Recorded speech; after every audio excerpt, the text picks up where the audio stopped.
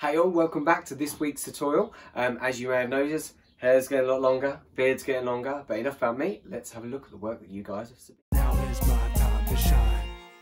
When your time comes, don't postpone it. When others down and out, you don't condone it. Truth be told, yourself is your toughest opponent. When your moment comes, grab hold and own it. Never let go, stand tall and hold tight. Overcoming obstacles is the objective in life. Doubters all the night, and onto them you shine bright. Cause inside your head, on goes the light. Ignite, play the intuition upon the stars in the night that glisten. To you they listen, to be you standing a wishing. When your time comes, don't postpone it. When others down and out, you don't condone it. Truth be told, yourself is your toughest opponent. When your moment comes, grab hold and own it.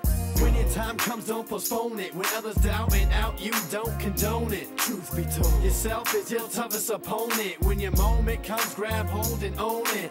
Never let go, stand tall and hold tight. Overcoming obstacles is the objective in life. Never let go, stand tall and hold tight. Overcoming obstacles is the objective in life.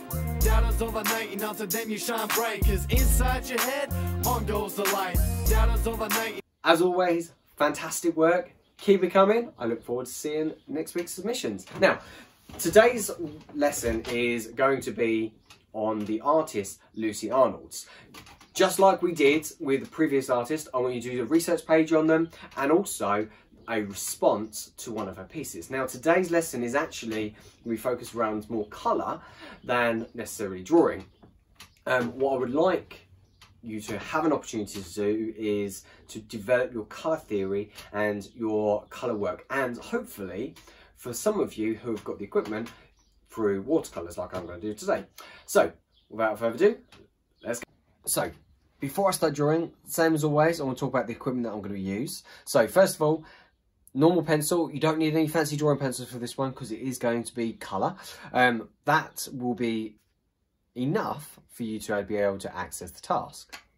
Now, I have a range of different watercolour sets. Some of you may have something like this, like we have at school, or at least some of the GCSE lot do. Some of you may have ones in big kits. This is a little set that I have from when I was at college. You can see how worn down it is and how much I've used it. And I also got this one recently, which I managed to get from my granny, which is like this, which is the same make as this one. Now, I'm going to use a combination of those just to get the colours I wanted. Now, you are going to want a mixing palette, especially if you do choose to do this in watercolours. Now, I just want to say, if you don't have watercolours, that's absolutely fine. You can try it in colouring pencils or pens. It's going to, but I do try and recommend you to actually try out the actual colour and using colour. That's more important. So this is the mixing palette that I've got, but if you have ones like mine, some of them have mixing palettes within, which you can use, or you could use like the top of a lid, for instance. If you don't have a mixing palette, you can just use a normal plate, and it works just as fine. Because it's watercolours, it will just wash straight off, no problem. You also need to make sure you have a cup of water. So I've got an old cup here, and I also got one of my kits this kind of bag which put water in. Now, because obviously I'm in my workshop where I don't have a sink, I've got extra water just in case I need to clean out and wash out, which is going to be important. Now, range of brushes. Now, your brushes you choose are important. Ones with pointed tips are probably the easiest. And remember, it doesn't matter how big your brush is you can actually go from real big to small. I will probably only use a couple of these. This one's my favourite. This is the one that I got with this original kit when I was at college. It's fantastic. You can put it away and you can use the nice little tip on it, which is really good. Right then, let's get started. So the picture that I've chosen to draw is this one. I've chosen this because of the nice range of different and harmonious colours that are linked together, and you can see all the blended parts and then the dark parts. You may need to leave it in sections when we paint, so some of the colours don't bleed in together, or you can hairdry them, which is what I probably do. Right then, so let's start off with the actual drawing. Try and draw it as big as possible. The bigger, the easier it will be to paint. If you draw it too small, then it will likely not come out as well. So let's start then. I'm going to find roughly the middle of the page so I can get it as symmetrical as possible. So it kind of comes down there, and then I'm going to put a little cross in just so I can work out roughly where that centre is. Right, I'm going to start off with doing the actual body, which, and again, nice and lightly, don't push too hard. So that kind of comes in there, and then we do one wing, it comes up, and then that edges down, and then the other wing that curves down and round. We'll do the same for the other side. So I always like doing this side first, but this is the harder way because my hand can't push. If you're left-handed, fantastic, but for us righties, it's a little bit more difficult. So try and mimic this so it stays in line. Remember, it doesn't have to be super perfect. Again, this is a response. It is not a perfect study or copy. And that will do. Okay, so now I've drawn roughly the actual shapes, now I can add in the little details. So go back over the top. I've got some big bulbous eyes. I've got a section here, curves round and down. We'll do the same for the other side. Now on this, you don't want to push hard at all because you don't want the pencil to show through on your paint. Okay, and then that will come up. And the same for that side. Okay, so next I want to kind of map out roughly where all these different sections are. So if I'm looking on this side, this right wing, you've got a piece that comes up and around. Got another one that comes up this way. Now if you end up changing it slightly, that's absolutely fine. Remember, like I've said in the past, it is a response. It is not a perfect copy. Okay, like that. Let's try and mimic it on the other side. But even then, even when I look at Lucy's version, hers isn't perfectly symmetrical anyway. So that gives us a little bit of a creative license not to be absolutely amazing with this. Okay, so up, around. Now, let's finish that off first before I get ahead of myself, like I always do. And then we've got this part here, comes up and across, and then another section's here. Now you can see ever so slightly that this is much different to this one. So she hasn't actually made them perfectly symmetrical. Now, these parts, they curve.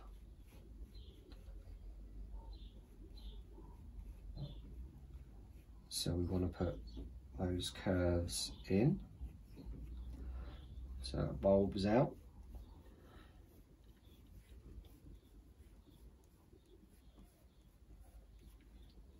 Okay, so something like that. Now on the bottom, here we've got this, it's kind of like an antler kind of pattern.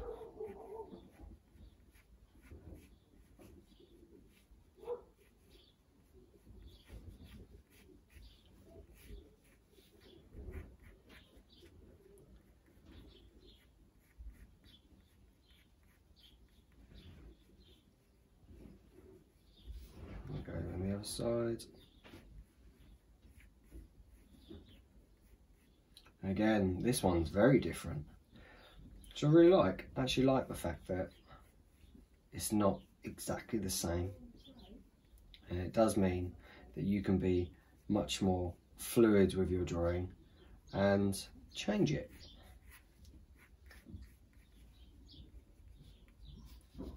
Okay, so, and then let's just put in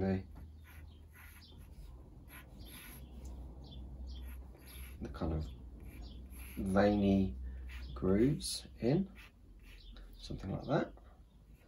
And then we're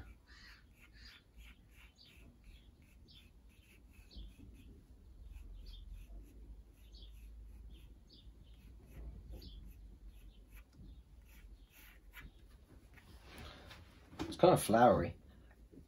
And do the same for the other side. And oh, there is a kind of blob piece that comes along here. We'll do the same for the other side. A blob, and I'm just going to do it roughly. I'm feeling a lot more confident now, because now I've noticed that it isn't perfect.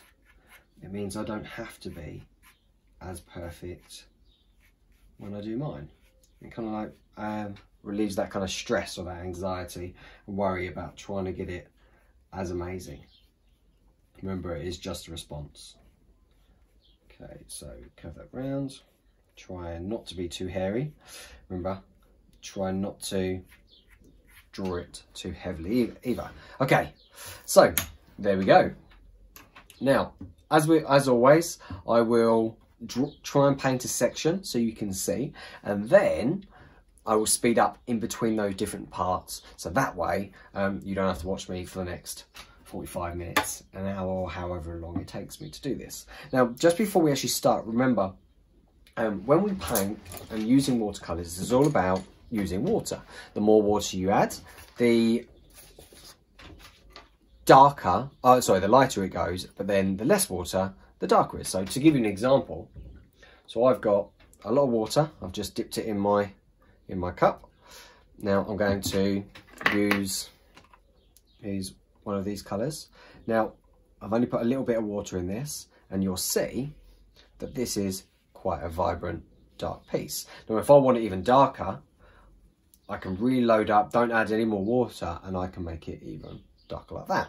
Or what I can do is I can put that into a little palette like so, and I can add a bit more water to it, and you get a much lighter tone. Okay, that's important. Secondly, you want to make sure that you have a scrap piece of paper like this so you can test what the colours come out like. Last thing you want to do is put it onto your actual picture and it goes wrong. So I'm going to keep that to the side so I'm ready when I need to. Now then, if I look at some of these parts, you can see they're quite hard and they don't blend. So maybe what I should be doing is focus on one area to start with. So I'm going to start off with this top right side. And I can see that it's quite dark. So I'm actually going to go for the light parts first, and then I'm going to make it darker and darker, because I believe it's easier to make it darker than it is to go in the other way around. So I want to start with the yellow. So I want to try and make this yellow that kind of flows through here. So if I'm going to get a smallish paintbrush. I'm going to find a yellow that looks similar to this. So I'm actually going to use probably this one. Thank you, Granny. So let's just see what this comes out like. So if I just test it in there, that's quite a vibrant yellow. Let's see what it looks like on my page. That's quite nice. And it's not much of a difference to that. Okay, so I don't need to add any extra colours to it, which is really nice. Makes it easy for me. So I'm going to take that yellow and I'm going to just place it, not super neatly, I'm just going to place it over those sections, because we can go back over them darker later on. So if I add a little bit more water to that one, there's a yellow patch that's here on this side, and there's some yellow that's there that kind of blends down around here. I'm going to add some yellow a little bit more over here, a little bit more intensely. I'm going to add a little bit more that comes down. I'm going to do the same a bit further and around this tip as well. So you can be quite messy just to kind of start with. Okay, now I'm going to add just a little bit that flows through here, and I'm going to use just a bit of water to wash that out a little bit. So it looks a little like that. Okay, so you have some intense parts as well. Okay, now let's actually start making green. Now, if you are fortunate like me, you can actually take straight from a green, or you might have to make it. So remember, to change this into a little bit of a darker, dark green, we want to add a tiny bit of blue. So I'm actually going to use that original. I'm going to take this little bit of blue, and I'm going to add just a couple of dots, and you can see it starts to change already. So I'm going to mix it in, and can you see it's changed slightly? And then when I put it on my scrap piece of paper, I can see it's a little bit darker. Now I'm actually going to add, now that I've seen it come out, I think I should add a little bit more blue. So let's add a little bit more blue to that. Let's squeeze off the extra water, because I don't want to make it too runny, otherwise it will be quite blended. So let's see what that looks like. There we go, look at that.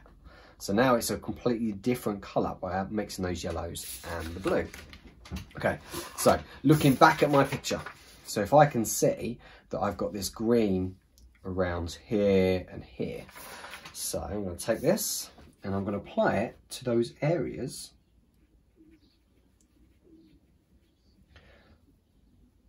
where it's green.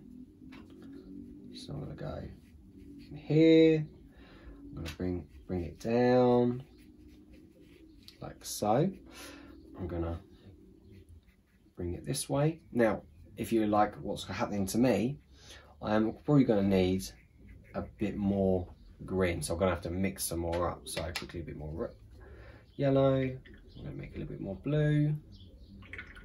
Make sure I squeeze off that extra water, mix that in. See, now I've actually made it a little bit more darker this time, so I'm going to put that in, and I'm going to blend that in with that yellow within those sections that I see in it. And as you can see, I'm not being perfect. I'm being quite messy and free and expressive. And that's the great thing about watercolours. You don't have to be so precise like you would do with, say, a colouring pencil, because a colouring pencil would look a little bit scribbly. So I'm going to just add a little bit along these lines, which will look quite nice. Okay.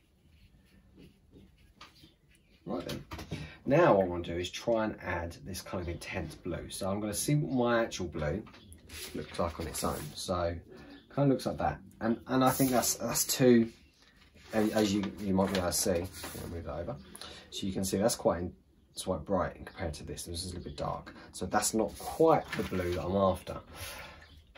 Now we need to make it a little bit darker. So maybe what I should do is add a tiny bit of red and see if this works. So if I add a little bit of red to this, if I get next mix palette, so a little bit of red in here, and I get that blue, and I mix that up.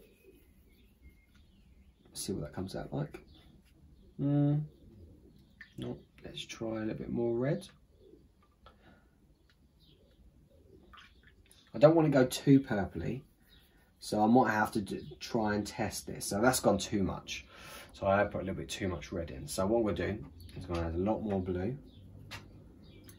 You never know, I might be sat here for ages and I might give up and try something else. Oh, that's quite a nice one. But again, it's not really the intense colour I wanted. I kind of want that mixed with this. So what I should do is keep this one here, and then I should get my blue, put it in a different palette like that, and let's lift this colour and mix it with this one, and then let's see how this comes out. Much better. Okay, so I'm quite happy with that, so I'm going to use that colour. Oh, got a little bit of paint on there.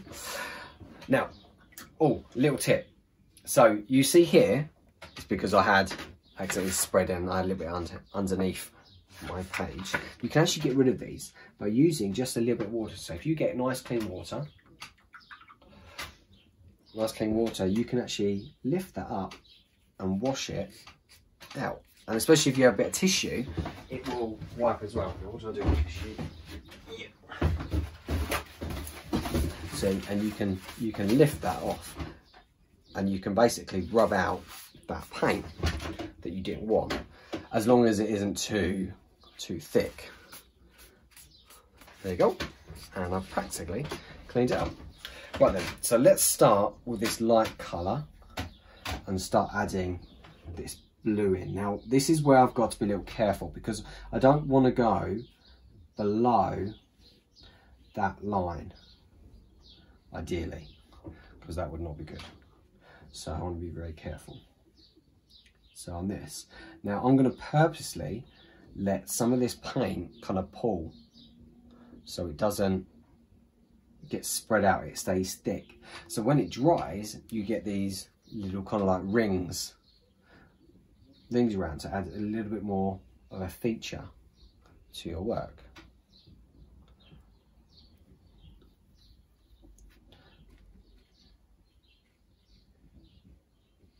Now I'm going to slowly build this up.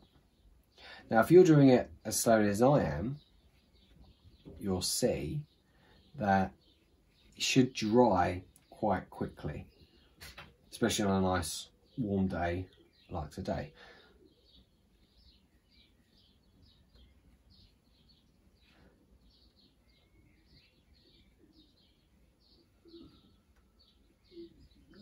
Okay, I'm just working off the tip, just so I have a bit more control.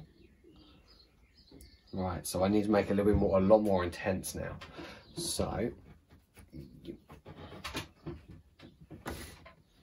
do want it a lot more intense, so I'm going to add a little bit more blue.